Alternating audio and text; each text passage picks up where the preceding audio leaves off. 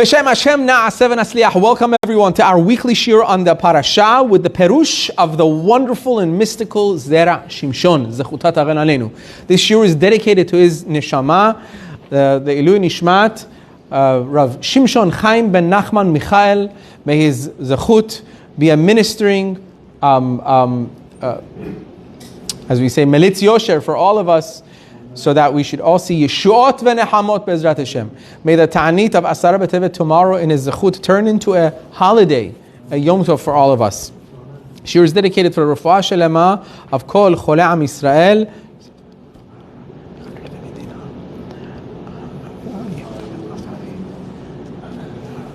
And also for all those singles, be'ezrat Hashem, in the zechut of the Zera Shimshon should find their zivug b'karov mizmano. And those that need children, Hashem should give them the blessing of having Zera Qayama Bezrat Hashem Be'karov.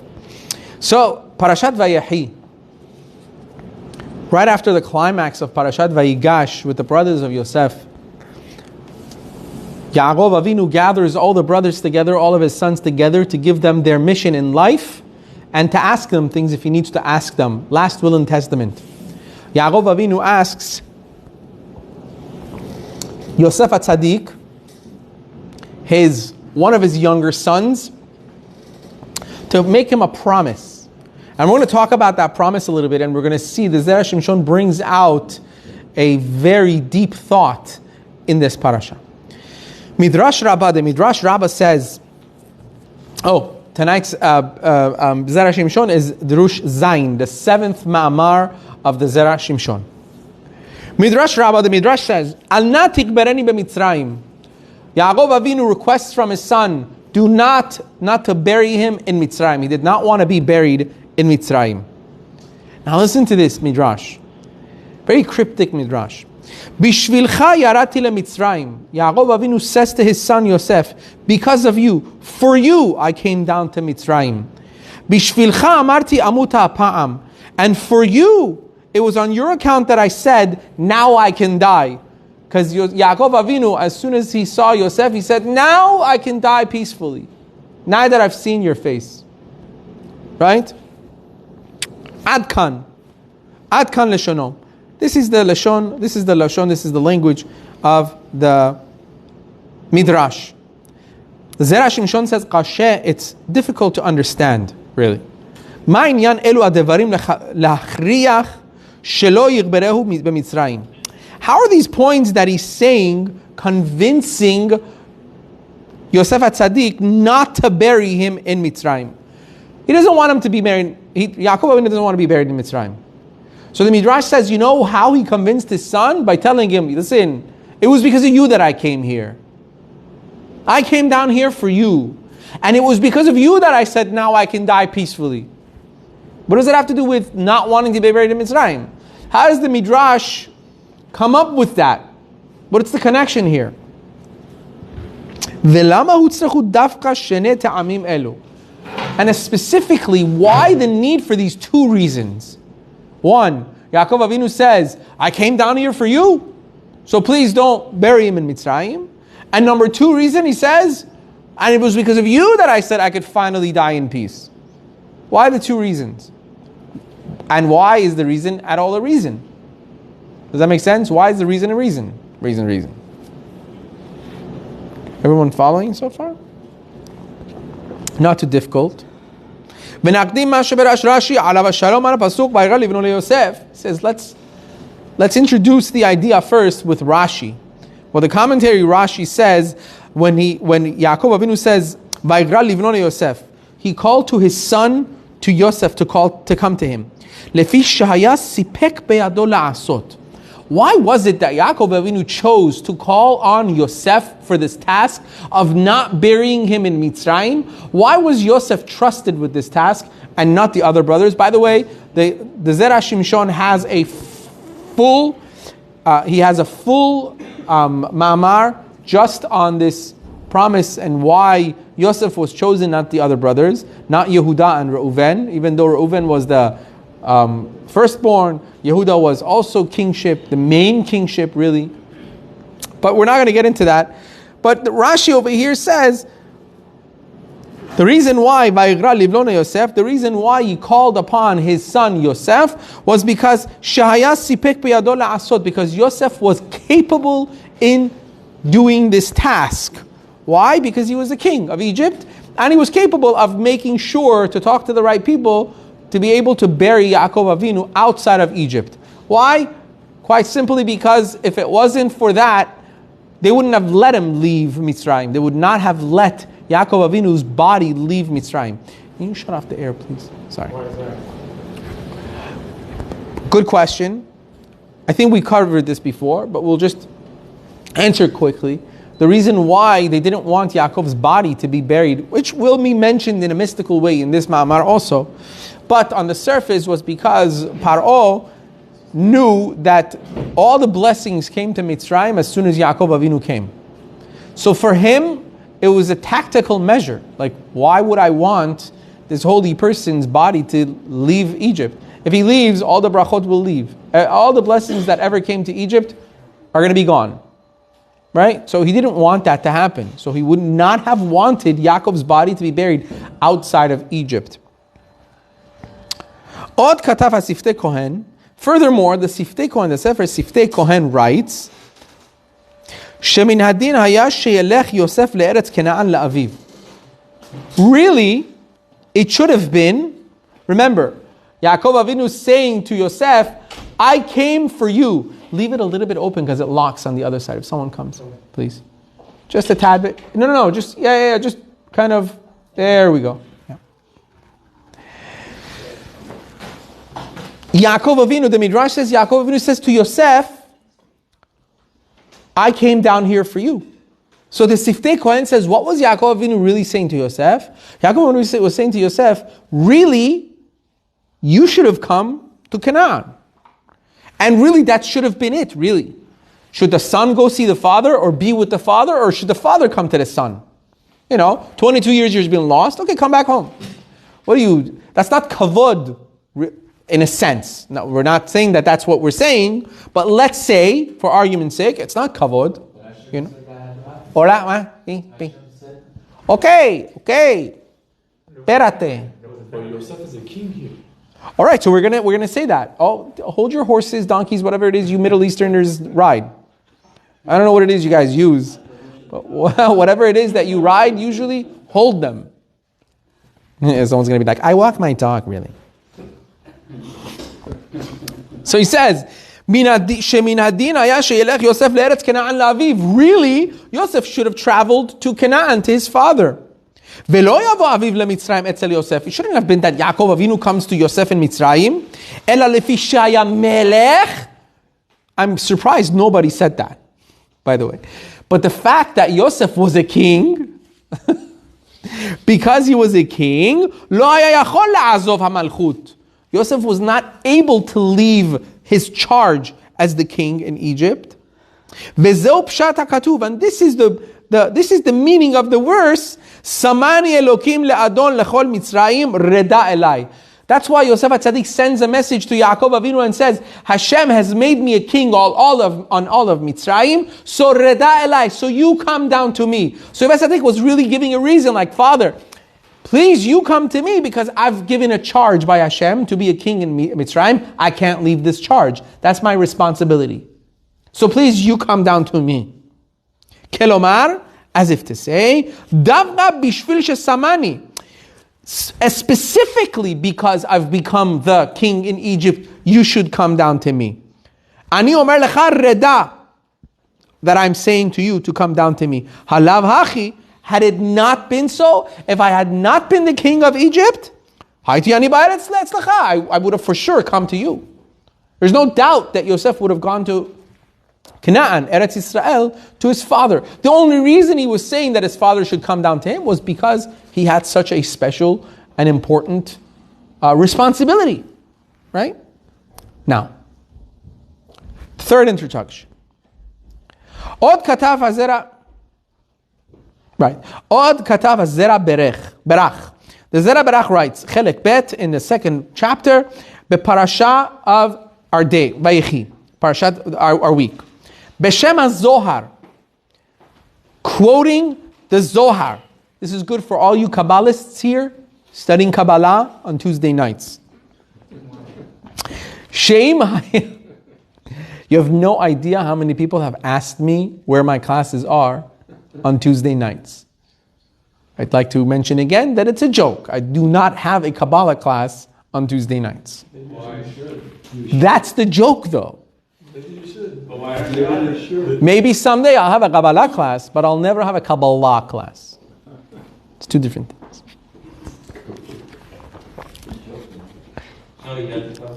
Shem haya Yaakov nichbar b'Mitzrayim. Listen to this Zohar. This is the main meat and potatoes of the shiur here. Shem haya Yaakov nichbar b'Mitzrayim. If Yaakov Avinu was buried in Mitzrayim, this is crazy. Lo hitchila shibud leolam. The exile of Egypt would never start. If Yaakov Avinu was buried in Egypt, there would be no exile of Egypt. Wow. Why? Because of his zechut. Because of the zechut, the merit of Yaakov Avinu being in that land, it would be like his children are going to become slaves where he's buried. So there would never be, it couldn't start. It would not start the exile in Egypt because of Yaakov Avinu. So now understand why Yaakov Avinu is saying he needs to go to Eretz Yisrael. He doesn't want to be buried in Mitzrayim, according to the Zohar. And it's also come down in the commentaries. Oh my gosh, guys, listen guys. Please, everyone listen to this very carefully. The Mefarshim say, because of Yosef guarding himself from the immoral behaviors with Potiphar's wife, when he guarded himself and he became, according to Kabbalah, the thing of Hayesod, right? He became the most strongest part of the what you may call it? Yosef was Prinat Yesod. Right, Yesod in It was Prinat Yesod. in the cycle of what's the word I'm looking for? Even in the Sfirot. It was In the Sfirot, right? Yosef is the Yesod, right? How did he become Yesod? Because he guarded himself in the most unbelievable conditions, right? We spoke about this 2 weeks ago, so I'm not going to get into it, but just imagine Yosef being lost, having no hope, being enticed by the most beautiful woman in the world, according to the Gemara, ever, right? And he held himself. Because of that, listen to what this says. Nigderu kol ha'anashim. All of the Jewish men in Egypt took their strength from that shefa that Yosef HaTzadik left through guarding himself, and they were able to do the same. What do we say? We say that Bnei Israel were zocheh. They were nig'alin, they were zocheh. They merited to be freed from slavery from Egypt. One of the zechuyot that they had was what? They didn't go with the Egyptian women. Right? We've heard this. That the men did not stoop down to the levels of immorality with the women of Egypt. They kept their britot. They kept their brit kodesh. That's why HaKadosh Baruch Hu, when took them out, he said, there is no pagam here.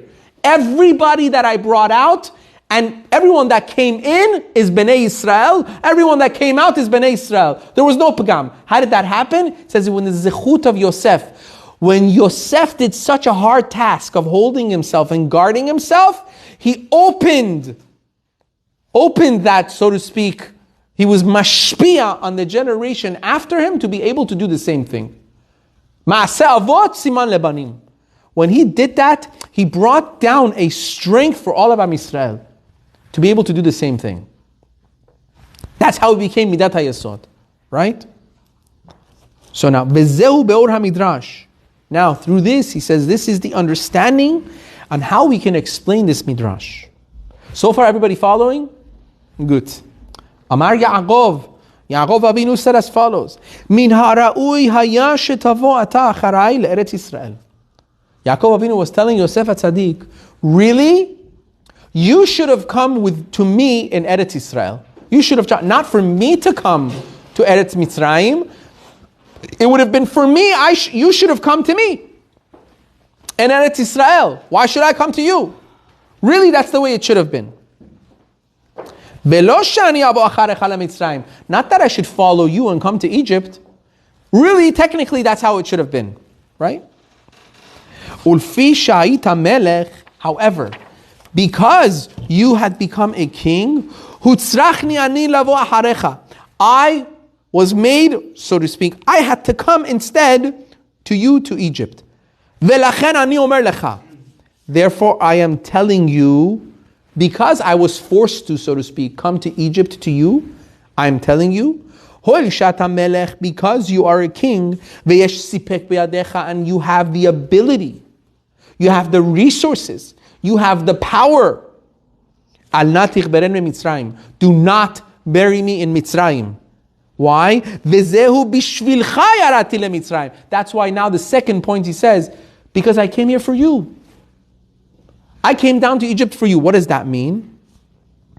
Only because you are a king, therefore, it was fitting that you finally make use of that power and move me out. Take me out. What does that mean? Yaakov Avinu was saying, because I knew you have the power to do what I need you to do at the end, that's why I came down to you. Because you're a king. Because I knew when I request that you take me out, you will take me out. Meaning Yaakov Avinu was saying, if I knew that you're not going to be able to take me out, I would have never came to Mitzrayim. Why? Because I need to get out of Egypt. Now, the question is why?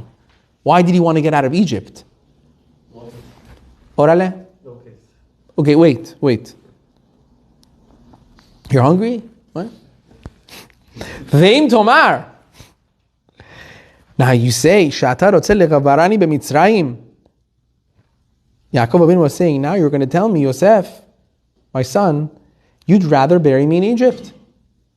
You'd rather Yaakov Avinu stay in Egypt. Kedei shelo yatchil hagalut.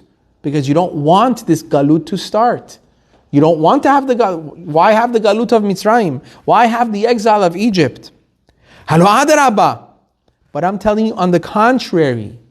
I'm telling you the exact opposite. Listen to how the Zera Shimshon translates the pasuk now. Ani amarti, that's why I said to you, amuta hapam kesharaiti panecha. I can die now that I've seen your face. What was Yaakov telling Yosef that, I've seen your face, I could die now. What was he saying? Kelomar kesharaiti bezohar panecha shelo chatata be'erva. When I saw in your face that you never sinned in immorality, you never gave up your kedusha. When I saw your face and I saw, Yosef is a Sadiq like no other. He is as clean as he left my home 20-something years ago. When I saw that, and I realized that all of my children are going to be saved from this same ta'ava, from this same pitfall of erva, of immorality. In your zechut, they're going to be saved. My children are going to be saved in Egypt. Amarti amuta apam. I said, I can die right now. Yaakov Avinu said, Kedei sheyatchil hagalut miyad. Because he wanted the exile to start now. Yosef was saying the opposite of, Yaakov Avinu was saying the opposite of Yosef HaTzadik. He said, when I saw that in your zechut, my children are going to be able to withstand all of the filth of Egypt, Yaakov Avinu said he'd rather the exile start right now. Right now. He wanted to die because he knew that unless he dies, the exile is not going to start. He said he wants the exile to start now. Sharetam hagalut hu, because the reason for the exile was mipnei shei efshar lizchot benahalat Eretz Yisrael.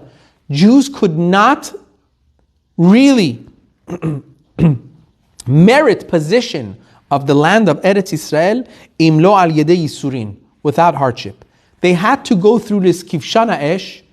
Bnei Israel had to go through this cleansing process of slavery in Egypt. They needed to go through this furnace. Like you put gold that is mixed up with all kinds of different metals and filth. You melt it in a furnace, right? A kivshana esh, so that you could separate all the dirt and you could come out with pure gold. Bnei Israel went into Egypt for cleansing. HaKadosh Baruch Hu said, before they can accept the Torah, they need to be cleansed. They need the galut. So we went into Egypt. And Yaakov Avinu said, now that I've seen what my son has brought into Egypt, this koach of yesod, now my children will be able to survive. Why? Because Yaakov Avinu saw that the only downfall of Bnei Israel is what? With the erva.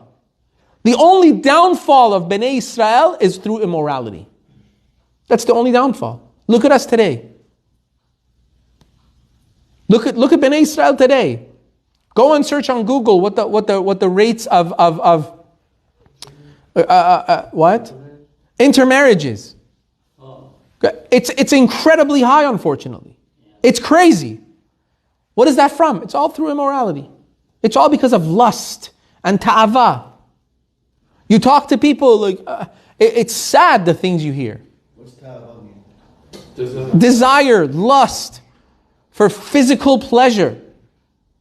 Forgetting about future and only sticking to now. And it's destroying Am Yisrael. Yaakov Avinu understood the survival of Am Yisrael is through guarding themselves. Is that also parents' fault too? You have to know. Parenting? 100%. But but at the end of the day, it's the same issue still. When parents don't bring up their children in the correct manner in through Judaism, for them to understand the value of a person being able to have morals and values, that's what happens. The kid grows up to feel like, I see what I like, I take what I like. What's wrong with it? My parents ate non-kosher all the time. It happens all the time. Parents celebrate Christmas because it's nice. They have a Hanukkah bush. It's nice, it's sweet, right? And then 15 years, 20 years down the line, why does he want to marry a non-Jew? I don't understand. Why? I don't understand. You know what? You know what your kids don't understand? Is why not? It's a beautiful custom. Why not having a Hanukkah tree? What was wrong with the Hanukkah tree? If it's so nice, what's wrong with it? I grew up in a family that was, at its core was always Judaism. Right? We might have not been in the beginning, like halachot and that, but chas v'shalom, breaking Shabbat, kashrut, chalila v'chalila. Right? And I remember as I was growing up, I had friends that had moved here with their parents much earlier than I, and their parents used to make fun of me. Their parents used to make fun of me for being too religious, quote unquote. Right? Oh, you don't eat here? You don't eat there? You don't do this? Come on, kasher. Those stupid jokes that I used to hear all the time. I put my stamp on it. Here, it's kasher. Hey, it's kasher. Nah, all of this is about money. Right? It's all about money. It's all about this. Was it because of your hair? 20 years later, What happened after that? unfortunately, sadly, some of those parents, it's not fun. It's not a funny thing at all. It breaks the heart when you see those parents coming to you 20 years later. Can you talk to her, please? Can you have a little talk with her, not to go out with this guy anymore? You don't know how many times a person wants to turn around and go, really? I thought I was the stupid nerd. I thought I was the one who was like, not cool enough. Now, because she's going out with a non-Jew, all of a sudden it's important. But because we don't understand, and I'm not blaming them outright, it's because we don't understand. We think, what's the big deal? What's the big deal? That's what we think. What's the big deal? Everybody's human, everybody's good. Yes, true. Anyone going to argue that? Not at all. Everyone's great. All cultures are great. But everybody has their own culture. If you want your kids to stay in their culture, you need to teach them the importance of that culture, sticking to that culture. You still help those people? I was always people always ask me, Rabbi, is it okay to celebrate Thanksgiving? Halachically, mamash, a halacha question, right? Is there anything wrong with celebrating Thanksgiving? What's Thanksgiving? You're just giving thanks to Hashem. That's what Thanksgiving is. What's wrong with it? You sit around the table and you give thanks. Something wrong with it? Technically, no. You're giving thanks. Why not? Right? My question to those people is simple. Why? Do you give thanks every Shabbat? Every day. Do you sit around the table with your family every Shabbat? Do you go out of your way for Pesach, Sukkot, and Shavuot, the holidays that we actually do have? If you do all of those to the T, al pi halacha, no skipping around, then enjoy Thanksgiving. And I'm not giving a stamp of my approval for Thanksgiving still. I'm just saying, rhetorically. But if you're not doing all of those, why are you adding a holiday if you're not really keeping your own holidays? Why take something that's not yours if you're not even keeping your own? Be proud of the things you have.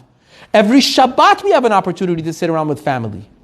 Friday night, Shabbat lunch, sit around with your family, give thanks as much as you want, make kiddush, make havdalah, do those things. But when it comes to turkey, which turkey do you buy? How big should it be? What kind of stuffing do you use? It becomes like a minhag avot. No, you have to put cranberry sauce.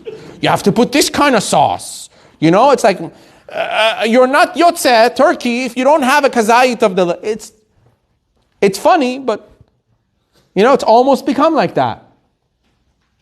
So anyway, going back to what we were saying. This is what Yaakov Avinu was afraid of. Yaakov Avinu was saying, if I know my children are going to stay together and the erva is not going to entice them to go to the other side, then I know these kids are going to be able to withstand the exile no matter when it starts. So Yaakov Avinu was saying, it could start now. I'm okay with it starting right now. So he was telling to Yosef, see, you might want the body of your father to be in Mitzrayim, so that exile doesn't start. But you're wrong. It has to start. Because Bnei Israel have to accept the Torah. And without them going through the exile, they're not going to be able to receive the Torah. So in fact, not only I want the exile to start, I would have rather start as soon as I met you. So that it should be over with. And my children should accept the Torah. It says, Inami shelo hayu lechon leqabbel Torah ad sheizdakechu bechura barzel. The Jewish people could not accept the Torah until they have been in that furnace. Kanoda, as it's well known. Yaakov haya rotzeh lemaher zeman kabbalat Torah v'nachalat Eretz Yisrael. Yaakov Avinu, he wanted to hasten the time of receiving the Torah and going to Eretz Yisrael. And because of that, he wanted the galut to start earlier.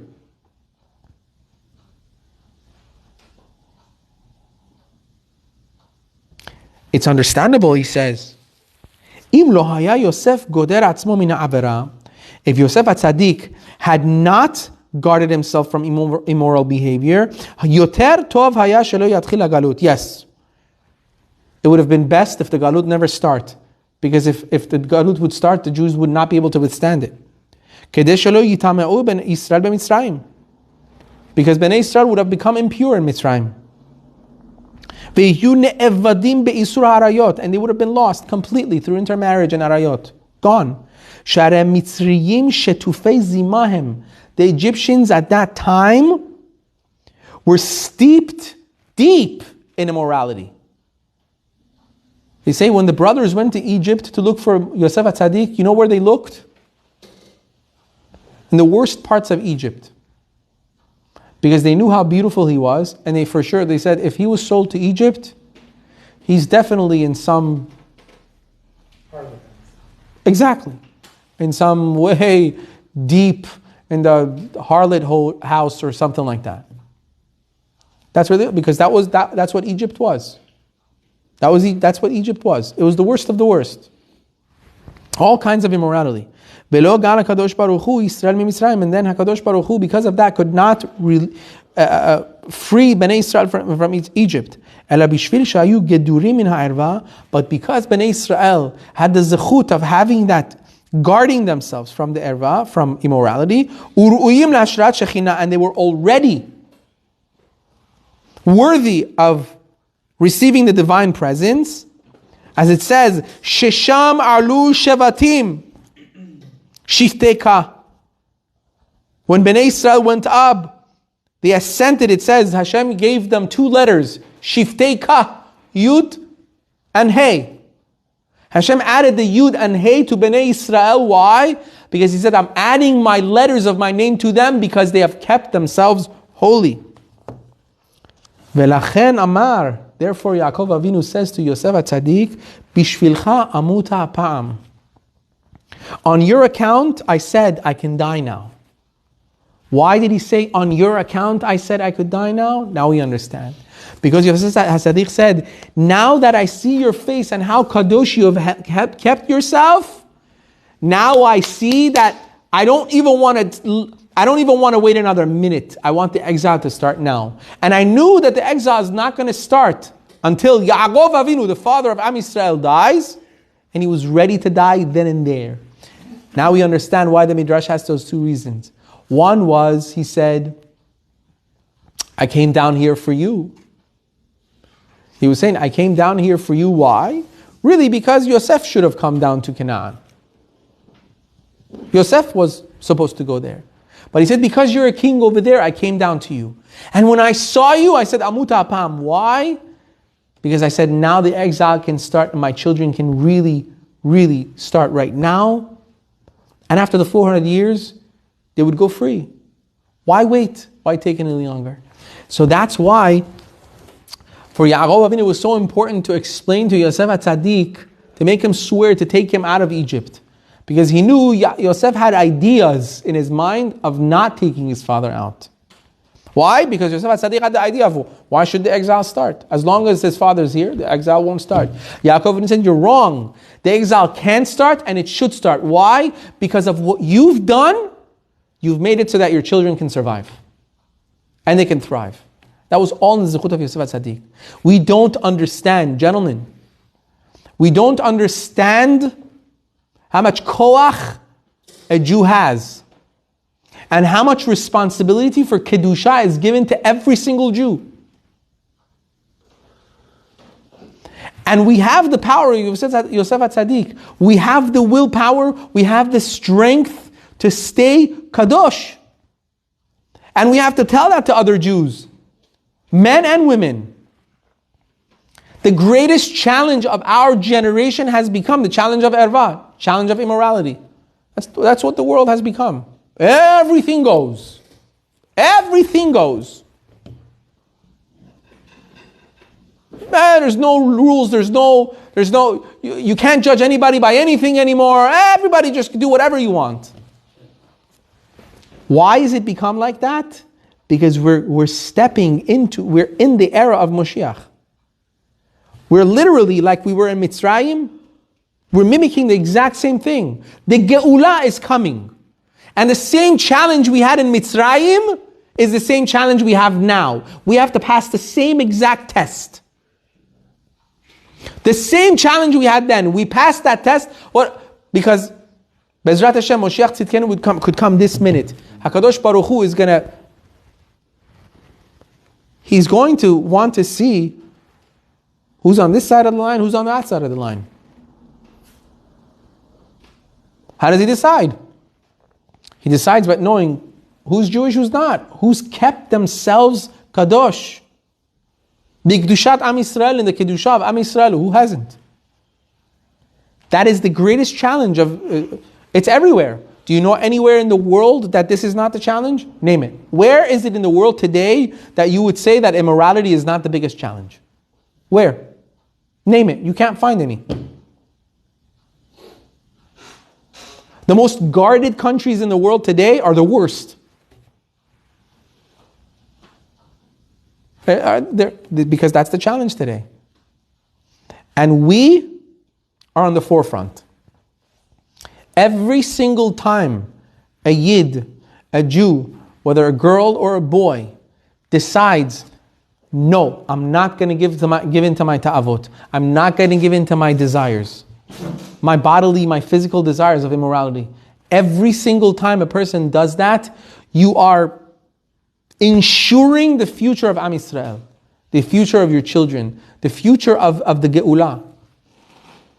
Because this is the task at hand right now. I don't see anything else being a bigger problem. Physically, I don't see anything else being the bigger problem.